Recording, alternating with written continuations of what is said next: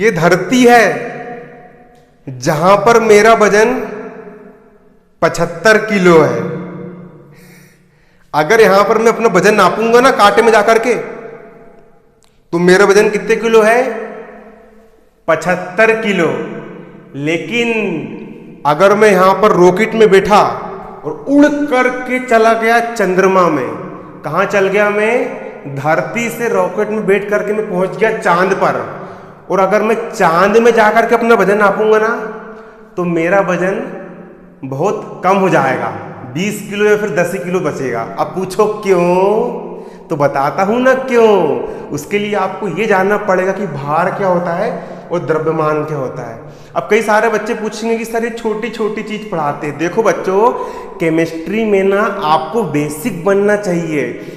बच्चों लोग को ये नहीं पता होता है कि भार क्या है, और बच्चों को ये नहीं पता होता कि द्रव्यमान कैसे है, द्रव्यमान किसको बोलते हैं। तो आगे फिर जब हम बड़े चैप्टर पढ़ेंगे ना, तो उसमें बच्चों को दिक्कत होती है। इसीलिए आपका कॉन्सेप्ट क्लियर होना जरूरी है कि भार क्या होता है और द्रव्यमान क्या होता है। देखो, सबसे पहले समझ लो कि द्रव्यमान किसको बोलते हैं ना। द्रव्यमान, द्रव्यमान एग्जाम्पल के लिए ये क्या है बच्चों?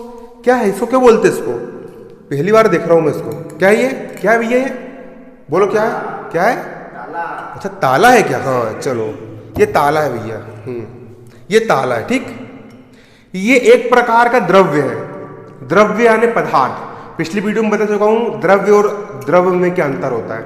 ये पदार्थ है, ये एक प्रकार का पदार्थ है जो कि स्टील का या फिर स्टील और लोहे का मिलकर के बना हुआ है। ये पदार्थ दिख रहा है ना कि नहीं दिख रहा है? दिख रहा है ना। हाँ, ये पदार्थ है भैया, है ना, ये पदार्थ है, ठीक। अब क्या लिखा है यहां पर? किसी भी पदार्थ का द्रव्यमान। अब मुझे इस पदार्थ का द्रव्यमान निकालना है। किसका द्रव्यमान कितना है? इसका द्रव्यमान कितना है? तो समझो अच्छे से, किसी भी पदार्थ, दिख रहा है यहां पर, किसी भी पदार्थ, ये पदार्थ है, किसी भी पदार्थ का द्रव्यमान, ये पदार्थ हो गया, इस पदार्थ का द्रव्यमान इस पदार्थ का द्रव्यमान, किसी भी पदार्थ का द्रव्यमान, किसी भी पदार्थ का द्रव्यमान, उसमें उपस्थित द्रव्य की मात्रा होती है। मतलब कि इस पदार्थ के अंदर जितना द्रव्य उपस्थित है, उस द्रव्य की मात्रा को इस पदार्थ का द्रव्यमान कहेंगे। द्रव्य यानी जितना पदार्थ, द्रव्य को पदार्थ बोलते हैं, चाहे द्रव्य बोल लो या फिर पदार्थ बोल लो। किसी पदार्थ का द्रव्यमान उसमें उपस्थित पदार्थ की मात्रा होती है। मतलब कि इस पदार्थ का द्रव्यमान इसके अंदर उपस्थित पदार्थ की मात्रा होगी। अगर आप चांद पर भी ले जाओगे ना, तो ताला इतना ही बड़ा रहेगा। आप पृथ्वी पर भी ले जाओगे, ताला इतना ही बड़ा रहेगा। आप मंगल ग्रह पर भी ले जाओगे तो ताला इतना ही बड़ा रहेगा। मतलब इसके अंदर जितना पदार्थ, हमेशा पदार्थ उतने का उतना ही रहेगा। क्लियर? मतलब किसी पदार्थ का द्रव्यमान उस पदार्थ में उपस्थित द्रव्य यानी पदार्थ की मात्रा होती है। ये हो गई द्रव्यमान की परिभाषा। अब भार किसको बोलते हैं? भार मतलब वेट, वजन। भार यानी होता है वेट, है ना। भार यानी डब्ल्यू यानी वेट यानी वजन। वजन क्या होता है? अब देखो, मान के चलो कि वजन नापने की मशीन, जी हो गई भैया मेरी वजन नापने की मशीन, है ना, और जी हो गया एक पदार्थ। अब मान के चलो कि मैंने इस ताले को यहां पर छोड़ दिया और ये वजन नापने की मशीन है, तो ताला इसके ऊपर आके गिर रहा है। ताला इसके ऊपर आके क्यों गिर रहा है? ताला इसके ऊपर आकर के इसीलिए गिर रहा है क्योंकि नीचे जो धरती माता है ना, जो हमारी पृथ्वी है, पृथ्वी इस चीज को अपनी ओर खींच रही है। मैं इसको छोड़ूंगा ना, तो पृथ्वी जो है वो इस चीज को अपनी ओर खींच रही है, अपनी ओर आकर्षित कर रही है। तो पृथ्वी जिस बल से किसी भी चीज को अपनी ओर खींचती है, उसको गुरुत्वाकर्षण बल बोलते हैं। तो अगर सोच के देखो कि अगर पृथ्वी इस ताले को नीचे ना खींचे, अगर सपोज के लिए पृथ्वी इस ताले को नीचे ना खींचे, और इस ताले, अगर जब पृथ्वी इस ताले को नीचे नहीं खींचेगी ना, तो मैं इसको यहां पर छोड़ दूंगा ना, तो ये हवा में लटक जाएगा। और जब ये हवा में लटक जाएगा तो वजन नापने की मशीन काम करेगी या नहीं करेगी?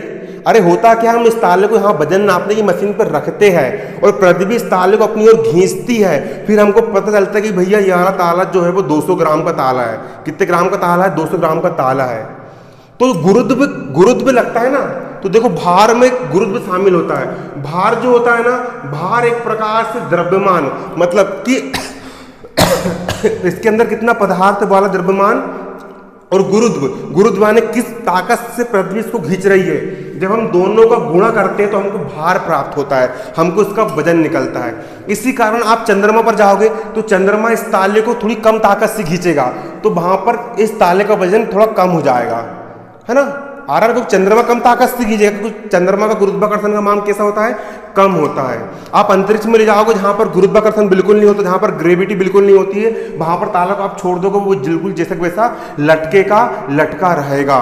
तो देखो अब भार किसको बोलते हैं? भार की परिभाषा समझो। जबकि उसका भार उस पर कार्यरत गुरुत्व बल होता है, मतलब कि इस पदार्थ पर जो गुरुत्वाकर्षण का बल जो काम कर रहा है उसको बोलेंगे वजन, उसको बोलेंगे भार, W यानी वेट। और भार बराबर होता है द्रव्यमान गुणा गुरुत्व। द्रव्यमान मतलब इसके अंदर उपस्थित पदार्थ और उसको पृथ्वी कितनी ताकत से खींच रही है, दोनों का गुणनफल करेंगे तो हमको उसका भार निकल करके आएगा। और भार की इकाई न्यूटन होती है। भार की इकाई क्या होती है? न्यूटन होती है। इस प्रकार से हमारा द्रव्यमान और भार कहते हैं। फिर से एक बार, द्रव्यमान किसको बोलेंगे? जो इसके अंदर पदार्थ की मात्रा उसको हम बोलेंगे द्रव्यमान।